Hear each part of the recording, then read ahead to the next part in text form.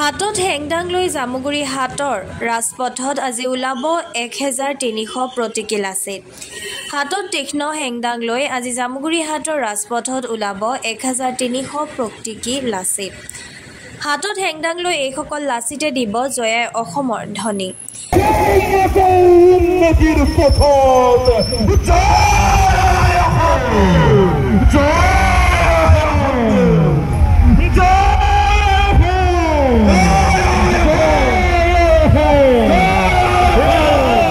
আজি লাচিত দিৱস উপলক্ষে কন্যাকাৰ উদ্যোগত অসম বুক অফ ৰেকৰ্ডছ গঢ়াৰ পৰিকল্পনাৰে এই কাৰ্যসূচী গ্ৰহণ কৰা হৈছে। হাতত হেংদাং লৈ এখন বিশাল প্ৰতীকী নাৱত এইসকল প্ৰতীকী লাচিতে চতিয়াৰ পৰা জামুগুৰি হাটলৈ প্ৰায় 7 কিলোমিটাৰ শোভাযাত্ৰাত অংশগ্ৰহণ কৰিব। মহাবীৰ লাচিত বৰফুকনৰ আজিৰ জন্ম জয়ন্তীৰ দিনটোত আমাৰ মহাবীৰ গৰাকীৰ প্ৰতি শ্ৰদ্ধাঞ্জলি জনাইছোঁ আমি। আৰু তেখেতৰ শৌৰ্য বীৰ্য যিখিনি সাহস সেইখিনি প্ৰতিগৰাকী অসমীয়া যুৱকে আমাৰ গ্ৰহণ কৰিব লাগিব, অসমীয়া ডেকা গাভৰুৱে গ্ৰহণ কৰিব লাগিব। আৰু তাৰ কাৰণে জাতিটোৰ সংকটৰ মুহূৰ্তত সকলো যাতে একত্ৰিত হৈ থাকে। এতিয়া জাতিটোৰ কাৰণে কৰিব লগা বহুতখিনি আছে।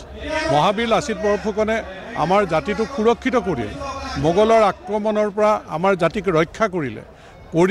এতিয়া আমি জাতিটোৱে কৰ্ম সংস্কৃতিৰ যাত্ৰা, অধ্যয়নৰ যাত্ৰা বা আমাৰ বিভিন্ন পথাৰ বজাৰ দখল কৰা যাত্ৰা, এখন সমৃদ্ধিশালী অসম গঢ়িবৰ কাৰণে হেংদাং যিহেতু আমাৰ শৌৰ্য বীৰ্য সন্মান সাহসৰ প্ৰতীক, গতিকে হাতত হেংদাং লৈ আমি সংকল্প গ্ৰহণ কৰিছোঁ।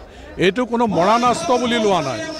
হেংদাঙৰে কাকো আক্ৰমণ কৰাটো লক্ষ্য নহয়, কিন্তু আমি প্ৰত্যেকেই জাতিৰ প্ৰতি, অসম মাতৃভূমিৰ প্ৰতি আমাৰ দায়িত্ব কৰ্তব্য পালন কৰিবৰ কাৰণে আমাৰ শৌৰ্য বীৰ্য সাহসৰ প্ৰতীক হেংদাং হাতত লৈ আজি মহাবীৰ লাচিত বৰফুকনৰ জন্মৰ এই দিনটোত আমি প্ৰত্যেকেই সংকল্প লৈছোঁ এখন সমৃদ্ধিশালী অসম গঢ়িবৰ কাৰণে, এখন সুৰক্ষিত অসম গঢ়িবৰ কাৰণে, এখন কৰ্ম সংস্কৃতিৰ অসম গঢ়িবৰ কাৰণে, পথাৰ বজাৰ দখল কৰিবৰ কাৰণে, আমাৰ ল'ৰা ছোৱালী যাতে মানৱ সম্পদ হিচাপে সৃষ্টি হয়, ইয়াৰ কাৰণে এটা সুন্দৰ পৰিৱেশ আৰু বিভিন্ন জাতি জনগোষ্ঠী বিভিন্ন সম্প্ৰদায়ে মানুহক একত্ৰিত কৰি জাতি ধৰ্ম বৰ্ণ নিৰ্বিশেষে যাতে অসমৰ মাটিত আমি সকলো একত্ৰিত হৈ নিজ মাতৃভূমিৰ প্ৰতি আমাৰ যি দায়িত্ব কৰ্তব্য ইয়াক পালন কৰিবৰ কাৰণে আজি শৌৰ্য বীৰ্যৰ প্ৰতীক হেংদাং হাতত লৈ মহাবীৰ লাচিতৰ এই পবিত্ৰ জন্মদিনটোত আমি একত্ৰিত হৈছোঁ, সংকল্প গ্ৰহণ কৰিছোঁ।